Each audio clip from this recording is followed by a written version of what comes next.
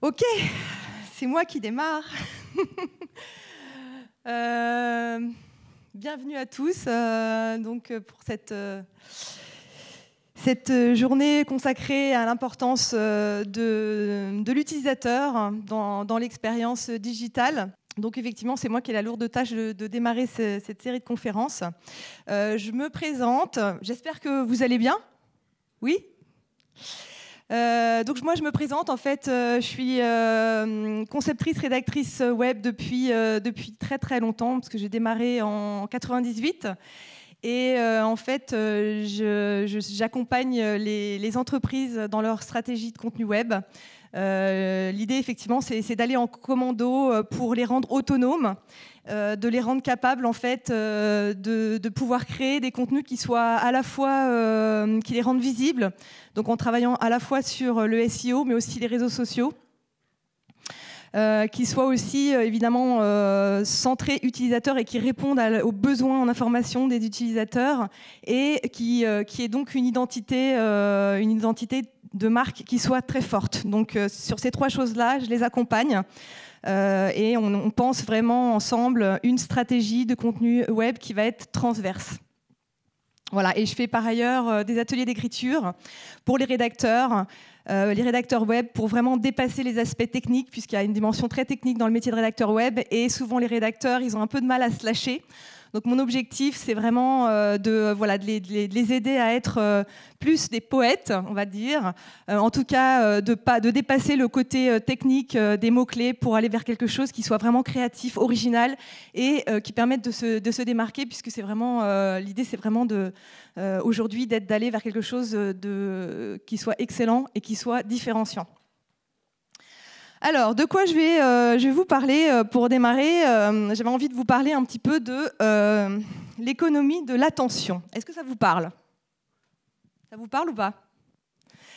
L'économie de l'attention, c'est une discipline qui est assez récente, pas si récente que ça, mais qui a démarré au XXe siècle avec effectivement l'arrivée des médias. Des médias donc, qui sont, d'abord il y a eu le journalisme, papier, puis ensuite il y a eu la radio, la télévision, et à la fin du XXe siècle, l'explosion d'Internet. Et on a vu donc vraiment aujourd'hui cette... Ah oui, c'est mieux.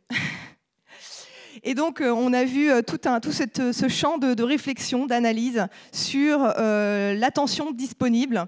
Et donc, on a des spécialistes comme Herbert Simon, par exemple, qui a commencé à se pencher là-dessus, qui donc a effectivement réfléchi à ce temps d'attention qui devient de plus en plus limité à mesure qu'on a effectivement une surabondance d'informations. Aujourd'hui, on est tous pareils, on a nos téléphones, on est sans arrêt en train de lire des mails, on a des tweets, on a les réseaux sociaux, on va sur Facebook, on va voir des sites, on est sans arrêt bombardé d'informations toute la journée, il y a les panneaux publicitaires, etc. Et notre attention se rétrécit de plus en plus à mesure effectivement qu'on a cette surabondance. Donc, dans ces conditions, effectivement, l'attention que chaque utilisateur va consacrer à une information va être source de valeur. Et donc, ce que dit Herbert Simon dès 1969, il dit « Une abondance d'informations crée une rareté de l'attention et le besoin de répartir efficacement cette attention parmi la surabondance des sources d'informations qui peuvent la consommer. » Donc, dans cette ère de l'économie de l'attention, évidemment, ah oui, c'est vrai, voilà. Donc ça, c'est nous, voilà, on est là, on est un peu on est complètement envahi de mails. Qu'est-ce qui se passe au niveau des utilisateurs ? Les utilisateurs, donc, il y a eu des études qui ont été faites, notamment par Rachel Davis-Mersey, qui est professeure à la Northwestern University, et qui s'est beaucoup penchée sur qu'est-ce qui intéresse les utilisateurs. Et elle s'est rendue compte, en fait, après avoir fait une étude, que en fait, les utilisateurs, eh bien, ils ne s'intéressent que aux informations dont ils ont besoin, ou qui les intéressent en particulier parce qu'ils en ont besoin dans leur vie quotidienne. Ils vont consacrer leur temps, ça ne sert à rien en fait d'essayer de leur fourguer, de les forcer à regarder quelque chose. Sur le web, les internautes, ils ont pris le pouvoir. Pourquoi? Parce que le média web, c'est un outil. C'est un outil d'information. On n'est plus devant une télévision où on est passif, on regarde, on attend et on peut nous obliger à regarder une publicité. Sur le web, ce n'est pas le cas. C'est nous qui décidons. C'est l'utilisateur qui prend le pouvoir et qui dit, il est acteur de sa propre information et qui dit, ce truc-là, je ne veux pas le voir. Et qui même, il y a des études qui ont été faites, notamment par Miratech, qui est une petite agence d'eye tracking française, qui publie régulièrement des études, qui a montré qu'en fait, il y avait un phénomène qu'on a bien identifié qui s'appelle le phénomène de banner blindness, c'est-à-dire qu'on a tendance à être aveugle aux bannières de pub quand on est centré, focalisé sur un objectif. On ne la voit carrément pas. Le cerveau, en fait, l'ignore complètement. Il est à zap. Tout simplement, pourquoi? Parce que l'utilisateur cherche à se protéger de cette surabondance d'informations qu'il peut avoir quand il va sur un site web et il est concentré sur ce qu'il va vouloir faire. Donc, notre utilisateur, il a pris le pouvoir, c'est lui qui décide.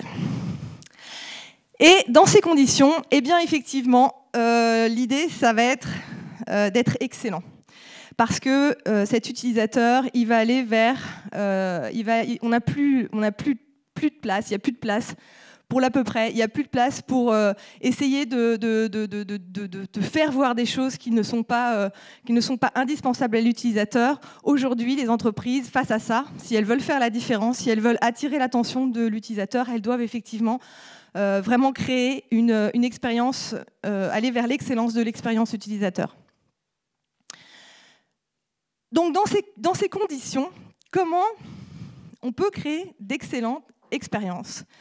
Comment est-ce qu'on peut attirer l'attention de ces utilisateurs, de nous donc, qui sommes saturés d'informations? Comment est-ce qu'on peut faire pour tirer son épingle du jeu? C'est là qu'intervient la stratégie. Parce qu'aujourd'hui, on ne peut plus se passer de stratégie. Alors, qu'est-ce que... Du coup, effectivement, l'idée, c'est d'avoir une stratégie de contenu qui soit centrée utilisateur. Pourquoi? Parce que, comme je vous l'ai expliqué, notre utilisateur, effectivement, il va regarder que ce qui l'intéresse.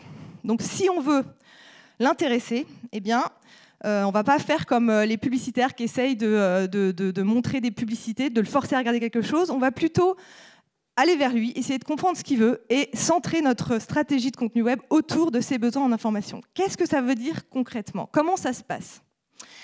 Donc, je vous ai donné mes secrets, les secrets de la réussite, en tout cas mes secrets à moi. Top secret, hein, surtout. Voilà.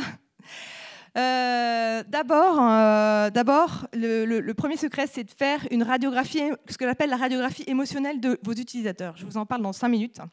Ensuite, de penser votre stratégie en suivant le cycle d'achat.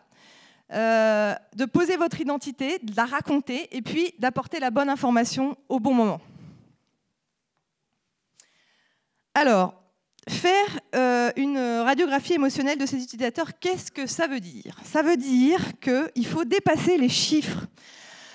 Aujourd'hui, on fait souvent on récupère des chiffres, des informations sur ces utilisateurs, mais c'est assez limité en fait. Et l'idée, c'est que vos utilisateurs, nous, vous, on est compliqués. C'est compliqué dans notre tête, c'est pas simple. On a des émotions, on a des désirs, on a la raison, et puis en même temps, on a très envie de faire certaines choses, mais finalement, on a aussi besoin de donner du sens à ce qu'on fait. On a aussi des peurs, on a des choses qui nous limitent, on a des freins. On a aussi la raison, avec parfois, quand on achète un voyage, un budget qu'on ne peut pas dépasser. On va avoir aussi besoin d'avoir confiance, on a des aspirations, des choses qu'on aimerait réaliser, on a des rêves. Donc on est tous pareils, on est assez compliqués et on est assez complexe. Et c'est assez complexe qui va se jouer entre le cerveau et le cœur. En fait, c'est les différentes zones de notre cerveau, en vrai. Mais voilà, l'idée, ça va être effectivement de comprendre, d'être au plus près de notre utilisateur, de nos utilisateurs, de comprendre ce qui se joue de manière très fine, ce qui se joue dans leur tête et quelle histoire ils se racontent. Donc l'idée, c'est de faire ce que j'appelle moi carrément une radiographie émotionnelle. Et je trouve que souvent, c'est un travail préalable qui est très peu fait ou pas assez en tout cas. Alors qu'est-ce qu'on doit savoir sur ces utilisateurs? Tout ou presque, hein, c'est-à-dire le maximum de choses que vous pouvez récupérer.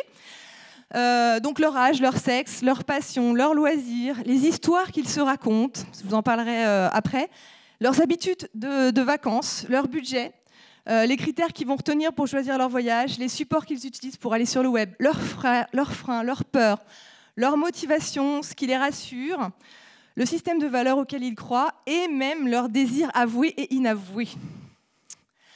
Voilà, alors comment est-ce qu'on peut faire pour récupérer ces informations-là ?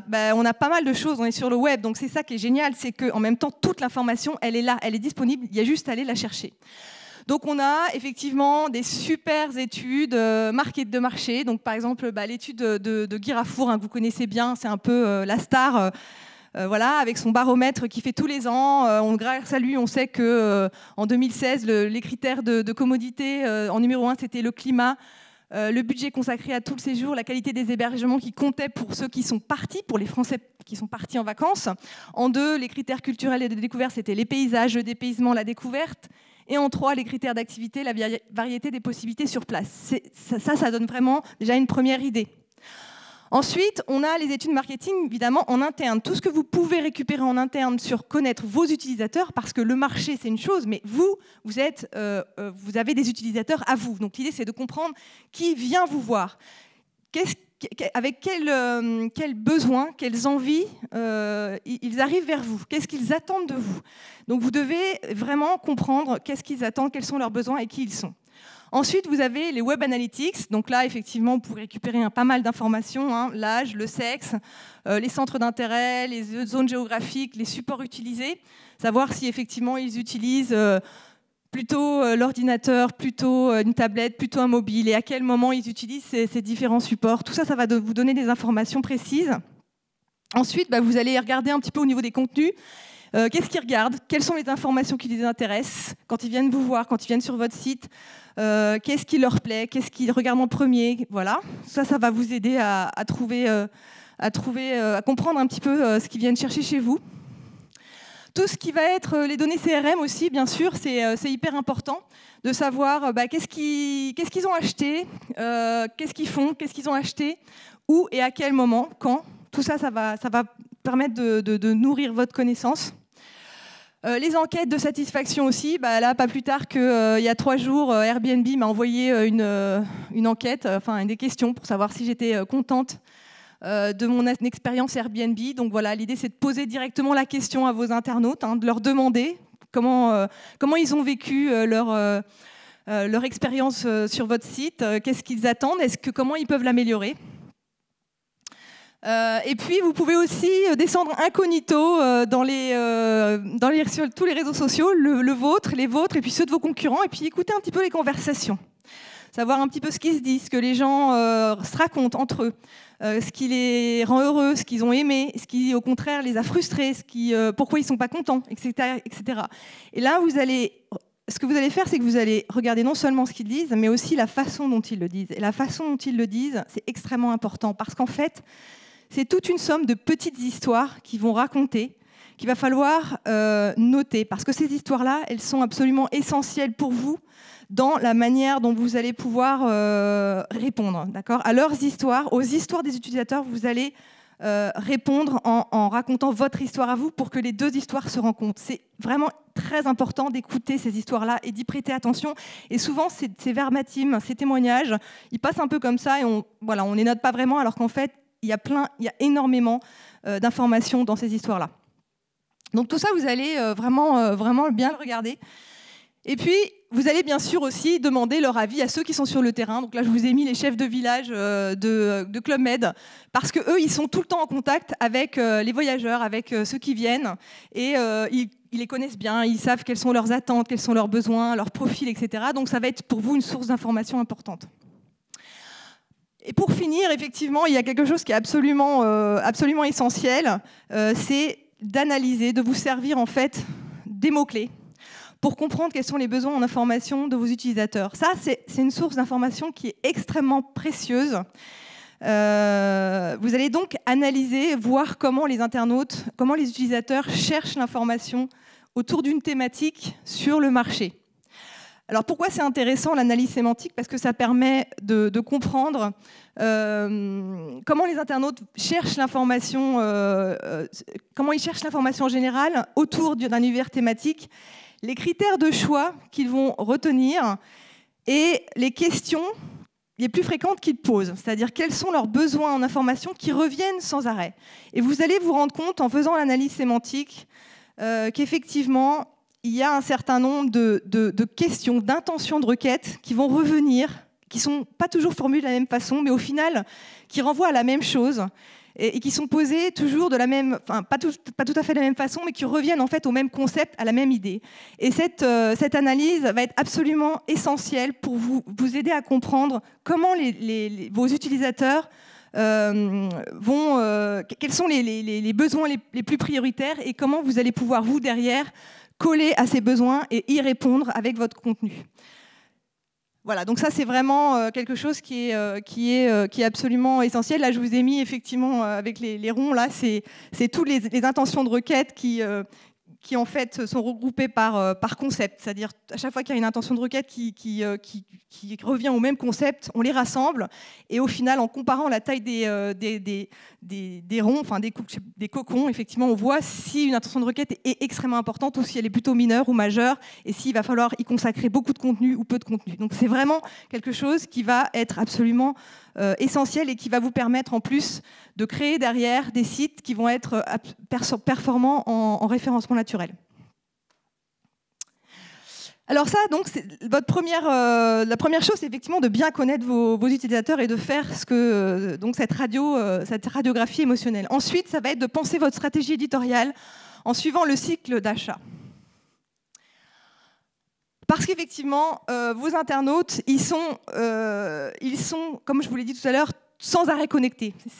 On est tous en train d'être avec notre téléphone, on est avec notre téléphone dans le bus, on est avec notre téléphone dans le train, et on est en train de préparer nos vacances, et on se dit, ah bah tiens, j'ai un petit peu de temps là, hop, je vais regarder, tiens, je vais chercher où est-ce que je vais pouvoir emmener ma famille.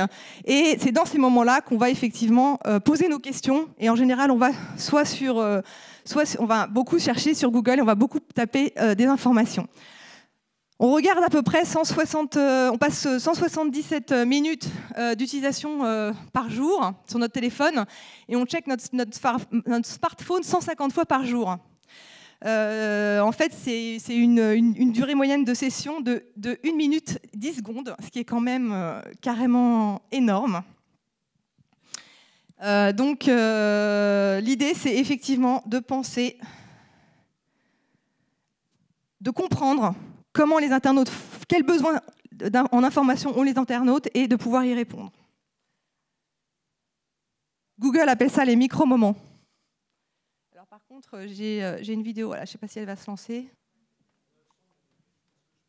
Non, ça marche. Voilà, donc l'idée, c'est, ce que nous dit Google, c'est en fait les internautes, les utilisateurs, dans tous les moments de la vie, ils vont essayer effectivement de trouver des solutions à leurs problèmes. Et donc, du coup, l'idée, c'est de savoir est-ce que vous êtes là où ils sont, c'est-à-dire est-ce que vous répondez à leurs besoins, est-ce que vous comprenez ce dont ils ont besoin. Donc effectivement, comme je vous ai montré, Google simplement nous explique que voilà, les utilisateurs, voilà, ils vont essayer de trouver des solutions à leurs problèmes. Et donc l'idée, ça va être de comprendre quels sont leurs problèmes et à quelle information ils cherchent et de pouvoir répondre à ce besoin en information. Donc toute la connaissance de vos clients que vous avez récupérée dans cette première étape, quand vous avez fait votre radiographie émotionnelle, vous allez la réinjecter en fait dans les différentes phases du cycle d'achat. Pourquoi ? Parce que les internautes, vos utilisateurs, ils vont mûrir. Au début, ils ne savent pas trop ce qu'ils veulent. Ils vont mûrir en fait selon un cycle, différentes phases. Au début, ils ne savent pas vraiment ce qu'ils veulent. On se dit ouais bon. J'aimerais bien aller au ski, mais vous ne savez pas exactement où aller. Donc vous commencez par regarder, vous comparer. D'abord, vous rêvez peut-être aussi. Vous dites j'aimerais bien faire ci ou ça, peut-être aller à Val d'Isère, voilà. Et puis ensuite, vous commencez à comparer. Vous dites non, finalement, ça va peut-être être un petit peu cher. Donc du coup, voilà, vous changez d'avis, etc. Et puis, ça y est, vous êtes finalement décidé, vous allez réserver, donc c'est la troisième étape. Ensuite, vous partez, donc vous vivez l'expérience, vous êtes en plein dans vos vacances, et quand vous rentrez, vous partagez vos souvenirs. Voilà. Ça, c'était les 5 phases, the 5 stages of travel que Google avait défini, que vous connaissez sans doute. Et donc l'idée, ça va être effectivement de comprendre quels sont les besoins et comment les internautes formulent ces besoins lors de ces 5 différentes étapes. Et puis donc, de votre côté, de vous dire quels objectifs vous souhaitez atteindre grâce au contenu, à quel moment du cycle d'achat. Donc la première phase, ça va être séduire, inspirer. Vous allez pouvoir le faire sur le site web, le site web que vous allez faire effectivement en responsive design, puisque comme on l'a vu, les internautes, ils sont tout le temps connectés, donc ils utilisent tout le temps leur téléphone portable. Donc l'idée, c'est quand même qu'ils puissent avoir l'information sur tous les supports possibles. Les réseaux sociaux, les blogs, votre blog ou par mail. Les s'informer, ça va se jouer surtout sur le site web, toujours en responsive design. Les guider, les rassurer pour qu'ils finalement ils puissent acheter en toute confiance, ça va se jouer beaucoup sur le site web également. Les conseiller, les renseigner quand ils sont sur place. Là, ça va se jouer aussi sur le site web et sur les réseaux sociaux. Et puis, écouter, fidéliser, c'est quand ils rentrent. Là, ça va être plutôt les réseaux sociaux et les blogs qui sont vraiment les médias de l'interaction, de la conversation, de l'échange. Donc l'idée, ça va être vraiment de placer vos utilisateurs au cœur de l'écosystème digital et de déployer votre communication là où vont être présents vos utilisateurs, de bien comprendre où est-ce qu'ils vont et à quel moment ils ont besoin de quelle information pour être en mesure de leur amener vraiment la bonne information au bon moment. Ça, c'est vraiment la deuxième chose qui va être importante. Ensuite, vous allez poser votre identité et la raconter d'une façon qui va vous être propre. Qui êtes-vous que les autres ne sont pas?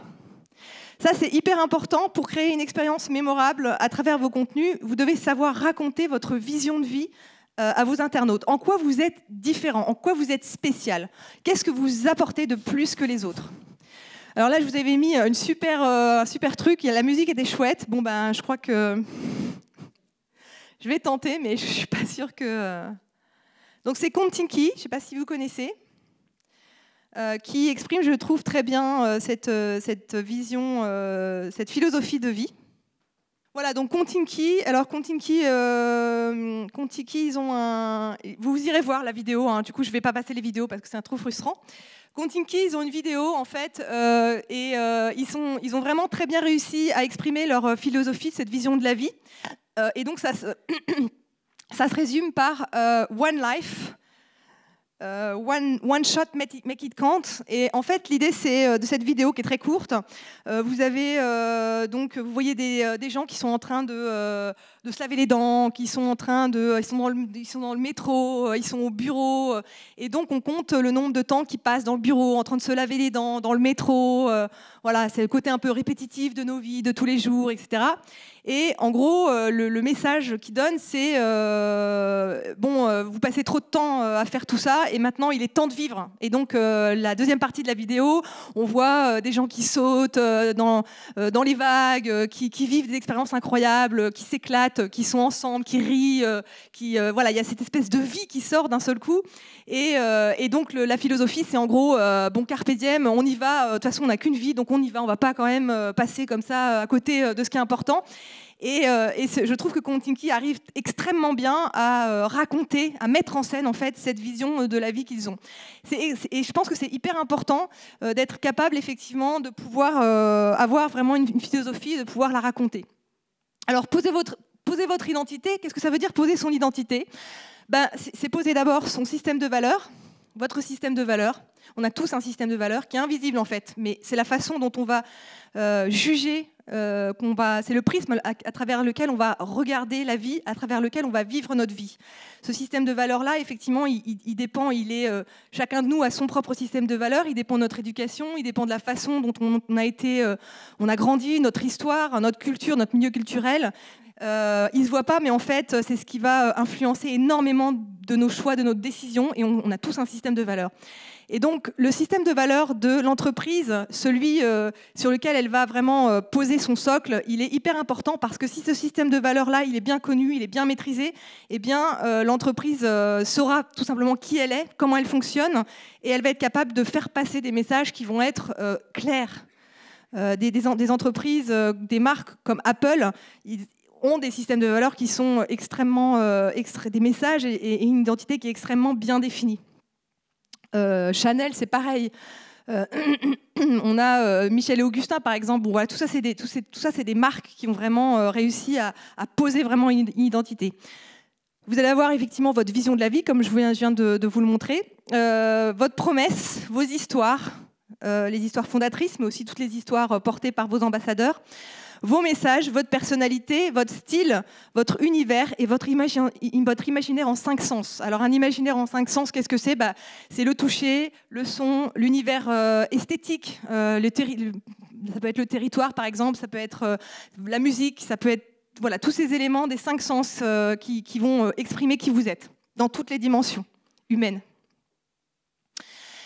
Et ensuite, cette identité, vous allez l'incarner effectivement dans tous vos contenus grâce à la ligne éditoriale. Cette ligne éditoriale, par exemple chez Airbnb, je ne sais pas si vous avez déjà vu leur petit film qui disent ne visitez pas Paris, n'allez pas à Paris, ne visitez pas Paris, vivez là-bas. Donc l'idée, c'est vraiment vivez comme ceux qui sont, ne soyez pas un touriste, mais vivez comme ceux qui sont les Parisiens, vivez comme ceux qui sont à Tokyo, vivez comme les habitants de Los Angeles. Et du coup, on va effectivement incarner cette vision-là, cette identité dans tous les contenus. Donc à chaque fois, on va raconter la même chose et on va, par exemple, sur le site web, ça donne découvrir des milliers d'endroits secrets recommandés par des experts locaux et par notre communauté d'hôtes. Donc ça va être des endroits secrets, évidemment, parce que les endroits secrets, on sort des sentiers battus. C'est ce que font les gens qui vivent dans le coin et c'est ça qu'on va raconter sur le site web. Sur les réseaux sociaux, par exemple sur Facebook, ça va être effectivement de suivre quelqu'un qui va, un local, qui va nous emmener dans un endroit assez dingue qu'on n'aurait pas découvert si on était resté voilà, si on n'était pas sorti, si on était resté dans les sentiers battus touristiques. Donc voilà, on va garder la ligne éditoriale sur tous les supports. L'idée, c'est pas de changer. Parfois, j'entends dire oui, on va changer en fait selon les différents supports. On va s'adapter. Oui, on va s'adapter. On garde la même identité. On n'est pas une girouette. On est en fait comme une vraie personne. Une entreprise, c'est un peu comme une vraie personne. Elle va pas changer de style, de ton, si elle va sur Facebook et si elle va sur son site web ou sur un blog. Vous prenez Apple, je reprends l'exemple d'Apple. Apple, c'est Apple sur tous les supports, hein, que ce soit sur Facebook, c'est toujours Apple. Voilà. Donc l'idée, c'est bien sûr, on va changer, on peut changer un petit peu le niveau de langage. On va être sur du langage plus parlé sur les réseaux sociaux parce que c'est des médias qui sont effectivement des médias d'interaction. Donc comme on est dans l'interaction, on est dans du langage parlé, mais on va quand même avoir la même identité et on va garder effectivement cette même ligne éditoriale. Alors ensuite, effectivement, on va soigner le style avec le ton rédactionnel. Donc je vous ai mis l'exemple de Mama Shelter qui a vraiment réussi à se distinguer avec une description, des petits clins d'œil dans leur façon de décrire leur chambre. Il y a aussi Michel et Augustin, hein, que vous connaissez, qui sont effectivement, qui ont un contenu assez décalé, avec beaucoup d'onomatopées, beaucoup de smileys sur leur site, beaucoup de clins d'œil, beaucoup d'humour, et beaucoup de pêche aussi, hein, et cette pêche-là, elle est créée, on n'a pas le temps de regarder vraiment comment c'est fait en détail, mais au niveau du langage, elle est créée par beaucoup de points d'exclamation, beaucoup de niveaux de langage qui font qu'on a vraiment cette dynamique, ce rythme dans le langage qui va vraiment créer ce style spécial. Le langage visuel est très important aussi, hein. L'éditorial, c'est pas que l'écrit, c'est aussi les vidéos, c'est aussi comment on raconte les histoires à travers les photos, parce que les photos vont raconter une histoire. Là, je vous ai mis le blog Manger, avec donc c'est Mimi Thoresen, hein, avec des photos juste sublimes. Et c'est vrai que ces photos-là, rien que les photos racontent l'histoire, voilà, ça se passe dans le Médoc, c'est tout simple, mais c'est l'histoire de sa vie, de tous les jours, et elle en fait quelque chose qui est, enfin voilà, c'est un peu genre le conte de fées. Voilà, mais c'est vrai que les photos sont sublimes. Donc l'idée c'est quoi? C'est au niveau de la marque, ça va être de l'originalité, c'est de créer votre style. Vous avez le droit de copier, vous avez le droit de regarder ce que font les autres, bien sûr, mais vous allez inventer et faire à votre façon, d'accord? Vous allez vraiment faire par rapport à qui vous êtes. Donc l'idée, ça va être vraiment de bien comprendre, de bien faire ce travail de réflexion sur quelles sont vos valeurs et comment vous allez pouvoir les incarner dans vos contenus. Et puis ensuite, vous allez apporter la bonne information au bon moment. La bonne information au moment avec du style. Alors, l'idée, ça va être effectivement de prendre place dans l'histoire de vos utilisateurs. Là, on a effectivement Club Med qui arrive parfaitement bien, qui a bien compris que les envies des utilisateurs, c'était de se ressourcer, de se dépenser, de se retrouver, de découvrir, et qui, du coup, se positionnent comme leur métier, c'est créateur de bonheur. Donc, ils vont vraiment répondre à ce besoin qu'ils ont entendu, qu'ils ont écouté chez leurs utilisateurs.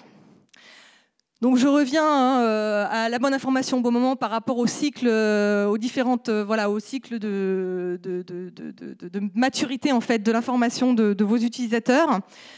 Sur le site web en responsive, toujours, donc bien sûr, puisqu'ils vont consulter depuis leur mobile. Qu'est-ce qu'on va faire? D'abord, on va les inspirer, on va les aider à se projeter. Donc là, on va mettre en scène l'offre, on va raconter l'expérience. On va proposer des offres thématiques par centre d'intérêt.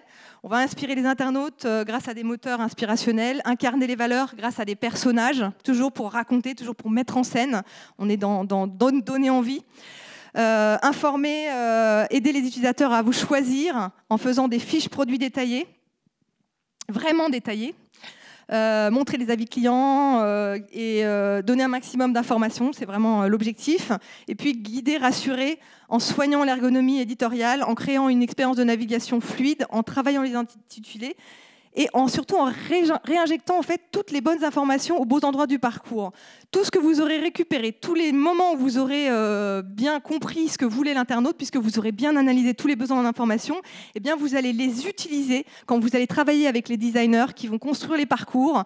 Vous allez à chaque fois réinjecter à tous les moments du parcours tous les réponses aux besoins que vous allez identifier de manière à ce que vraiment l'internaute, dès qu'il a une question, hop, vous y répondez et vous intégrez ça dans la façon dont ça va, dans le scénario, dans la façon dont ça va se dérouler. L'idée, c'est vraiment de pouvoir... l'utilisateur, en fait, il se raconte une histoire. Il se raconte une histoire, il se dit je vais aller au ski, je vais partir avec ma famille, et on fera ci, et on fera ça. Dans sa tête, il se raconte une histoire, on se raconte tous des histoires.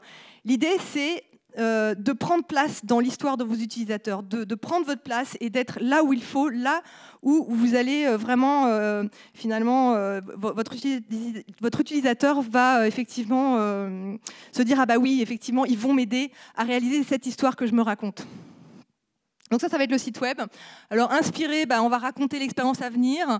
Esprit de Picardie le fait très bien. Ils font très bien. Vous irez voir sur leur site, c'est vrai qu'ils sont très forts avec des offres thématiques. Booking qui propose des moteurs inspirationnels. Et puis donc là, c'est encore une autre vidéo que je ne vais pas pouvoir vous passer, c'est dommage. Mais c'est Club Med en fait qui a envoyé tous ces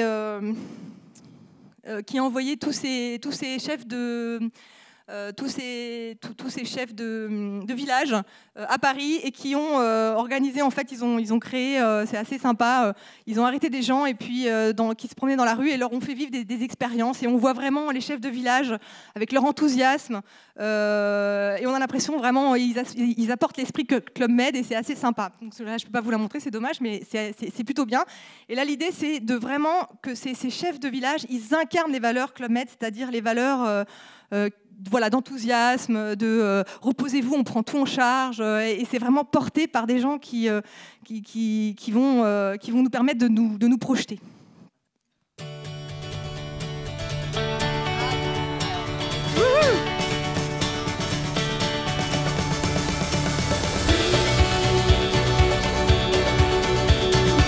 Bienvenue ici, regardez, c'est magnifique. Bonjour, bienvenue au Club Med. Je vais juste vous expliquer comment ça va se passer. Un géo va venir vous aider. Ah non, mais il faut arrêter le travail, il faut lâcher prise. Ça y est, vous êtes arrivé. Bonjour, je m'appelle Hugo, je suis chef de village. Alors, est-ce que vous avez déjà essayé le paddle? On va faire du paddle. Et regardez, avec ce beau soleil, je viens avec nous. Ça vous dit pas? Bah si. C'est extraordinaire. Tiens, on va t'équiper. T'inquiète pas, elle est chaude, hein. Voilà, fléchez un peu les genoux. Magnifique. Hello, how are you? Do you know about the new app that we have for the phone? Club Med. And when you download it, after you have all the information of the place. It's really much easier like this. Vous êtes prêts pour la soirée blanche, monsieur? I do one casting for my show, for the show tonight, yeah. We can dance? Can you show me? 3, 2, 1, let's go! Thank you guys, thank you. La journée se déroule bien. Alors j'ai pour vous ici une très belle surprise. Un repas élégant. Gastronomie. Vous préférez rester ici avec la musique? Aucun problème. On va rester ici, on va rester ici. There we go, I know, excellent. Une chanson romantique, s'il vous plaît. Merci beaucoup, oui. Enjoy your lunch, bon appétit. C'est une très belle fin de journée. Bonjour. Bonjour, vous allez bien? Thomas, je suis le chef de village. Ça va les copains? Tape là. Dites-moi, j'ai quelque chose à vous proposer d'enfer. Les enfants, est-ce que vous savez qu'avec le mini-club, on peut jouer au tennis? Génial. Ça vous dit? Détendez-vous, on aura passé un très bon moment avec les filles. Allez, c'est parti.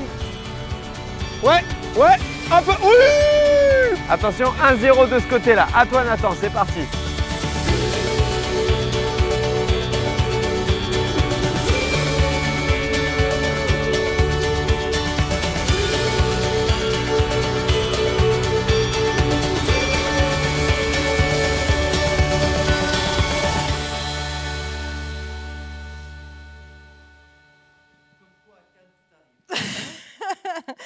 Voilà, donc effectivement, là, c'est les personnages qui sont réels, hein, pour le coup, qui vont incarner les valeurs Club Med. Alors, avec la fiche produit, on va rassurer, informer. Hein, les deux fiches produits que je connais, qui sont les plus détaillées, les plus poussées aujourd'hui, c'est celle de Club Med.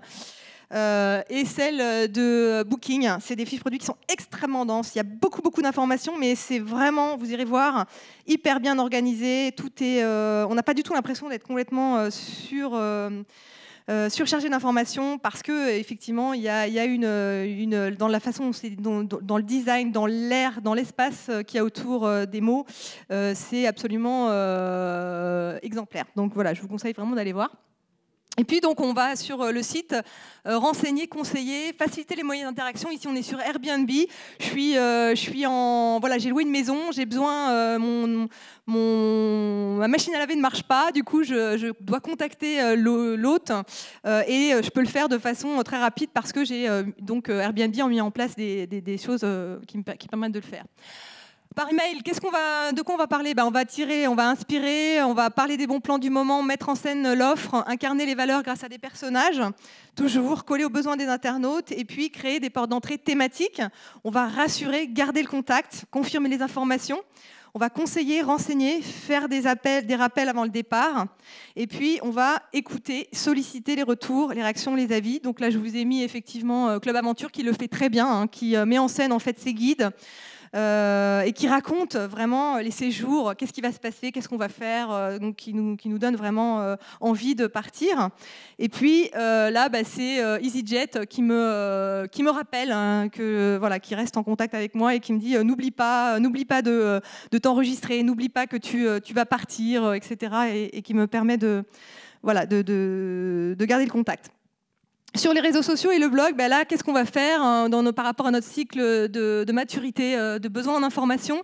On va attirer, inspirer, on va créer une connexion sur les valeurs partagées, raconter des histoires.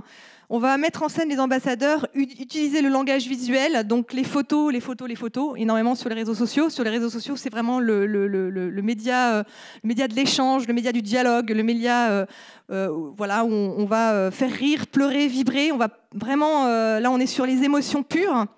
On va conseiller, on va renseigner, on va donner des informations des dernières minutes, on va communiquer sur les bons plans du moment.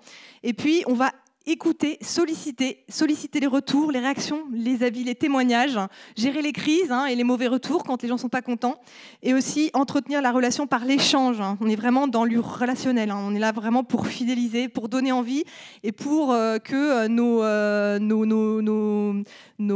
ceux qui sont venus nous voir donnent envie à leurs amis de venir nous voir également. Donc là, je vous ai mis Val Thorens, qui dit attention, il y a des routes enneigées, équipements spéciaux obligatoires pour l'accès à Val Thorens. Donc ils préviennent, ils utilisent les réseaux sociaux pour prévenir, mais aussi pour inspirer. Dès qu'il neige, ils nous mettent des vidéos de la station sous la neige. Alors forcément, ça donne un petit peu envie. Voilà, quand on est un petit peu dans la grisaille, on se dit ah là là, c'est trop beau, et on se voit sur les pistes. Donc voilà, je récapitule pour cette stratégie de contenu web centré utilisateur. D'abord, on va vraiment faire une radiographie émotionnelle des utilisateurs, bien comprendre quels sont leurs besoins en information. Ensuite, on va effectivement réinjecter en fait cette compréhension qu'on a, ces informations qu'on va avoir, qui sont un peu votre trésor de guerre dans le cycle de maturité, le cycle d'achat, le cycle de maturité de vos utilisateurs, pour être en mesure de répondre à chaque moment du cycle à leurs besoins en information. On va effectivement travailler son identité, comprendre qui on est et l'incarner, bien la mettre en scène dans ses contenus.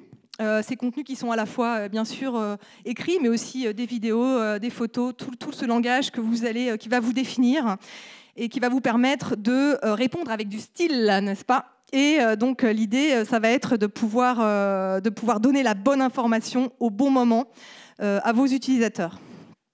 Voilà, et pour finir, un petit conseil de lecture. Donc, c'est Yves Citon qui a sorti un livre récemment qui s'appelle « Pour une écologie de l'attention », voilà, en espérant que vous ayez le temps de le lire. Merci beaucoup.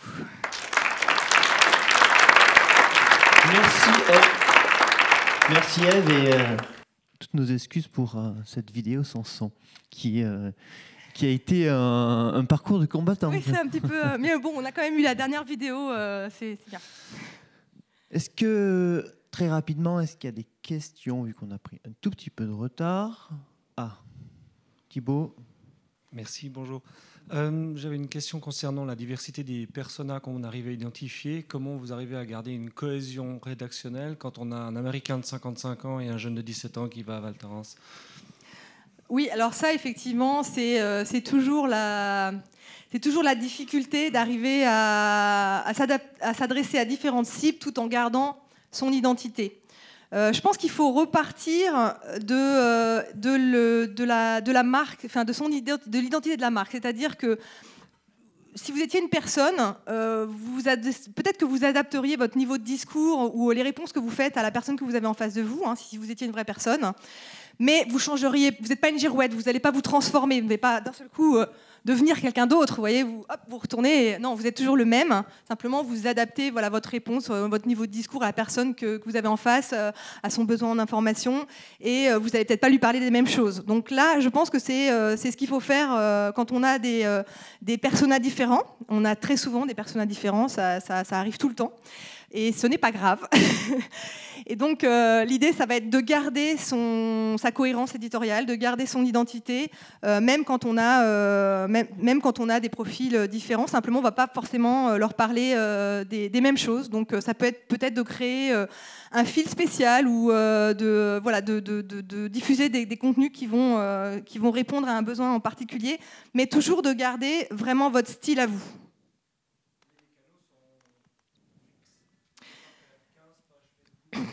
Non, c'est-à-dire, non, en plus, ça va vous demander beaucoup de temps, etc. Donc, ça risque d'être effectivement compliqué. Après, vous pouvez carrément, par exemple, les banques le font très bien. Ils ont des entrées par typologie. Vraiment, si c'est quelque chose qui est très important, avec une offre complètement différenciée, vous pouvez créer différentes entrées et avoir vraiment des univers consacrés ou qui soient vraiment spécifiques à chacune de vos cibles pour vraiment, si vous voulez vraiment répondre bien à leurs besoins d'information. On va aller revoir les particuliers, les professionnels, et à chaque fois vous avez une entrée par type de profil. Donc c'est effectivement une chose que vous pouvez faire, mais l'idée c'est de garder quand même cette cohérence. C'est une très bonne transition puisque au final on va vers les personas que MC va nous présenter. Donc je te remercie Ève.